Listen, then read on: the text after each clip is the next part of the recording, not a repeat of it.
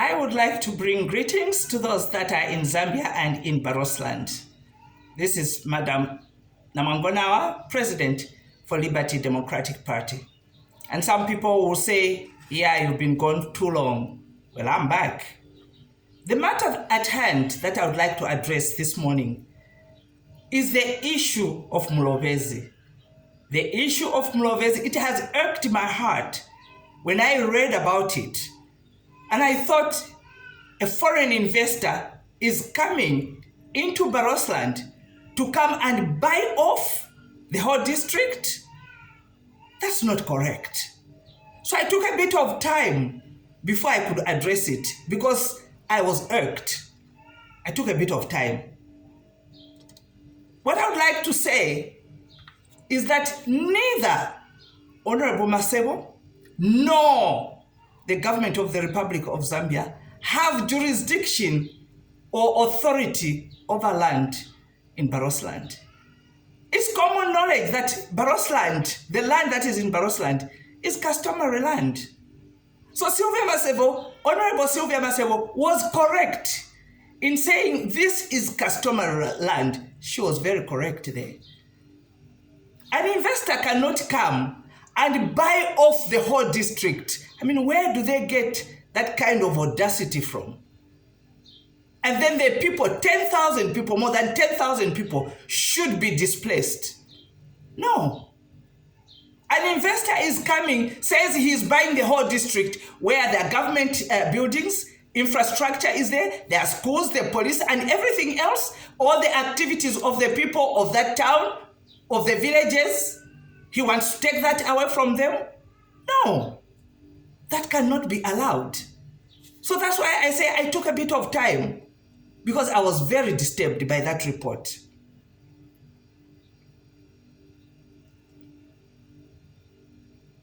The statement that Honorable Masebo has made to say there will be no evictions because government is going to take a solid stand over it.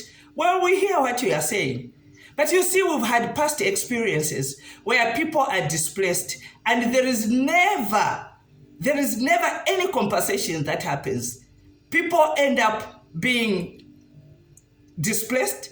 They end up being destitute, no compensation, and the so-called investor gets to enjoy the land of the people. We are addressing this matter today.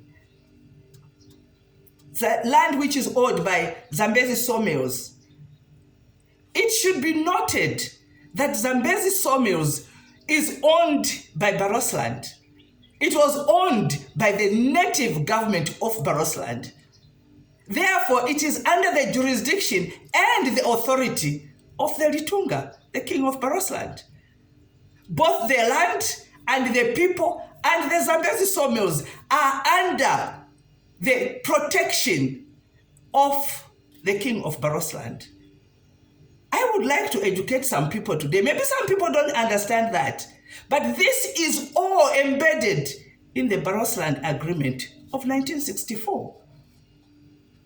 The investor says he bought the whole district at 2 million kwacha because Zambezi sawmills owed 14 million kwacha. Zambezi sawmills owed 14 million kwacha to who? That's the question that is begging to be answered. To who? Who did they owe that money to? Is it to the Zambian government? Or to who? And if it was sold, who sold? The Zambian government sold to the investor? The government knows very well what is in. That's why Honorable Sylvia Masebo is now coming up to say you cannot easily buy land like that in Mulobezi, nor in Barotseland as a whole. She's correctly saying there are legal connotations to it that date back to 1931. 1931, agreements were signed. An agreement is an agreement, and you can't just walk away from it, or you can't just ignore it. It's there in black and white. So where does the investor get the authority to buy that kind of land where the people who are supposed to be negotiated with are not even involved? Honorable Sylvia Masebo was correct to say it is complex, and it is indeed a complex matter. 14 million kwacha that they owed, to who? If that 14 million kwacha is owed to the Zambian government, oh, come on. The last time I looked, the Zambian government owed the Barotseland government 78.5 million pounds with interest since May 1964. So who owes who? Who owes who? That sawmills cannot be sold to an investor. And Mr. Investor, whoever you are, you might want to get yourself a copy of the Barotseland Agreement 1964. Because if you just go about buying things or land in Barotseland, you will buy in error. You will buy error, meaning you will lose your money. You will buy error. You will lose your money. That is customary land. It's not for the Republic of Zambia or for the government to sell. It's not. The Barotseland Agreement in 1964 is very clear. It's very clear. The land is under the authority of the Litunga in consultation with Namuso. Namuso is the Kuta, the native courts. It's the Kuta, the native courts. It has to be negotiated with those people if anybody would like to buy.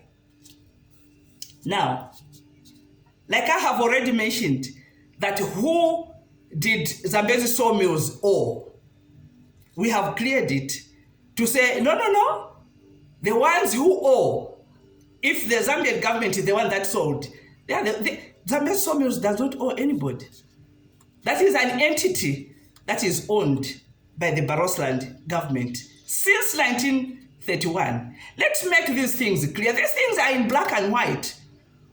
And we don't need to do a back and forth on them. They're in black and white. And let me also, maybe for those that don't understand what it is, I have the document of the Barotseland Agreement here. It's in the public gallery. Anybody can access it. There are no hidden agendas here. So I would like to read some excerpts, extracts that I have taken from the Barotseland Agreement 1964 for the sake of those who don't know and for the sake of the investor or any other person who would like to come and invest. Barotseland Agreement 1964. The agreement is made this day, 18th day of May 1964, between Kenneth David Kaunda, Prime Minister of Northern Rhodesia, on the one part, and Sir Mwanawida Lewanika III, KBE, who is the Litunga of Barotseland, acting on behalf of himself, his heirs, his successors, his council, his chiefs, and the people of Barotseland. Of the other party is signed by the Right Honorable Duncan Sandys, MP, Her Majesty's Principal Secretary of State for Commonwealth Relations and for the Colonies. To signify the approval of Her Majesty's government in the United Kingdom of the arrangements entered into between the parties to this agreement and recorded therein, where it was proposed that Northern Rhodesia shall become an independent sovereign state to be known as the Republic of Zambia. And whereas on the 16th day of April 1964, a provisional agreement was concluded at Lusaka with purpose, and it is the desire of the government of Northern Rhodesia and the Litunga, acting after the consultations with his council, to conclude a permanent agreement with purpose. Now, this agreement witnesseth, and it is hereby agreed between the said, that is Kennedy David Kaunda, who is the Prime Minister of Northern Rhodesia, on behalf of the government of Northern Rhodesia, and the said Sir Mwanawida Lewanika III, KBE, Litunga of Barotseland, on behalf of himself, his heirs, his successors, his council, his chiefs, and the people of Barotseland, as follows. 1. Citation and commencement. This agreement may be cited as the Barotseland Agreement in 1964, and shall come into force on the day on which Northern Rhodesia, including Barotseland, becomes the independent sovereign Republic of Zambia. I went to number 4 of the agreement. The Litunga and his council, that's the heading of number 4. The government of the Republic of Zambia will accord recognition as such to the person who is, for the time, the Litunga of Barotseland under the customary law of Barotseland. And in this case, the Litunga is King Lubosi Imwiko II. The Litunga of Barotseland, acting after consultation with his council, as constituted for the time being under customary law of Barotseland, shall be the principal local authority for the government and administration of Barotseland. The Litunga of Barotseland, that is number 3, acting after consultation with his council, shall be authorized and empowered to make laws for Barotseland in relation to the following matters. That is to say, A, the Litungaship; B, the authority at present known as the Barotse native government, which shall hereafter be known as the Barotseland government.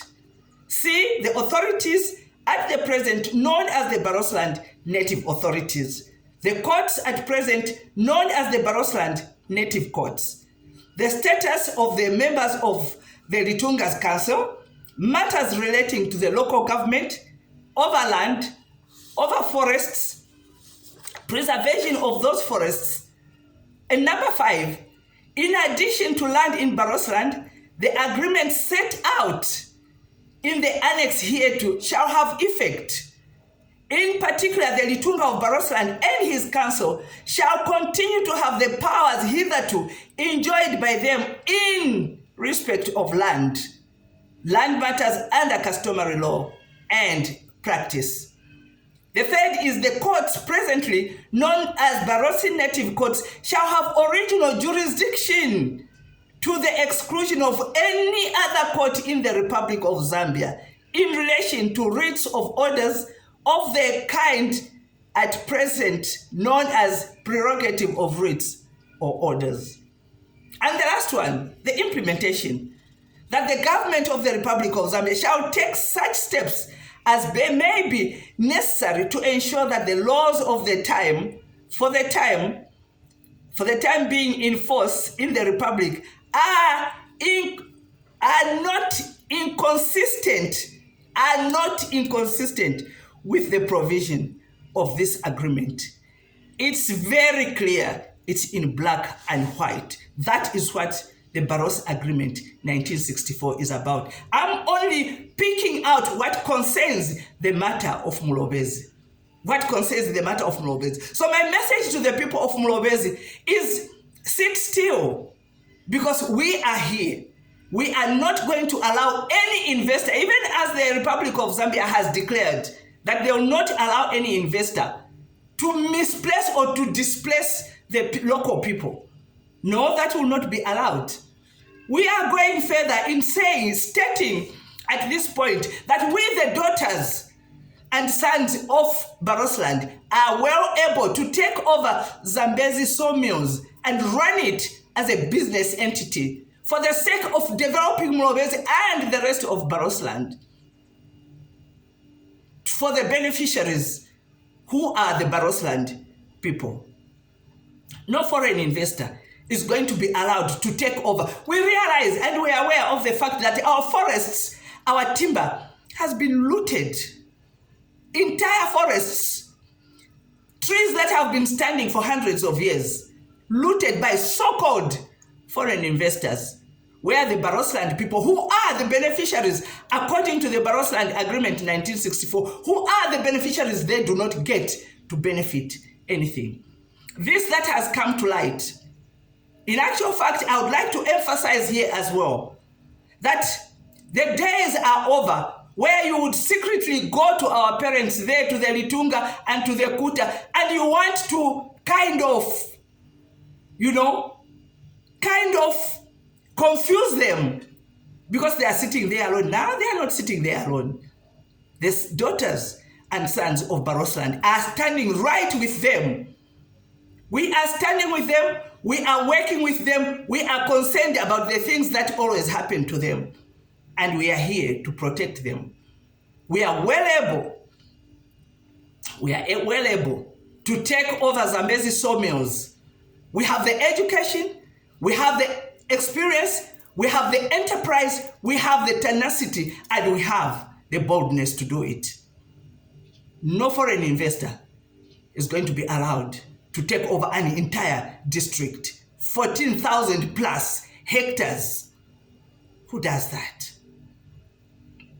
Kwana muso, luitumeza ahuru, musebezo omusweli bashemike omutuna, milwa itumea. Kakuli kamene muskati, akambe kachekule, zero ambula, akambe kwa bulozi, akambe akuna selu na niso na unabana vamina. Kono luitumezi. Kuli musweli musebezo authority emuna niona as custodians musweli musebezi. Moyo wange, lwaitumela. Lwaitumela lwakandela lunabana vamina. Lwakandela milwa itumela. Milu misepisa kuli kuzwaka chekule. Luyema ni mina, lusebeleza mina, luteleza mina. Kuli lukone kutusana hayaruna. Niluna kuli kamuso ni kamuso. Bana balo na basiki balo nyaza. We don't want history to judge us. We don't want our children to ask questions where were our parents when the land was being sold off. Ni tumeza huru kakuniteleza bana bamba mambumbu yaliamba kwa mwezi kaofela muyoye setu ni setu. Thank you for listening.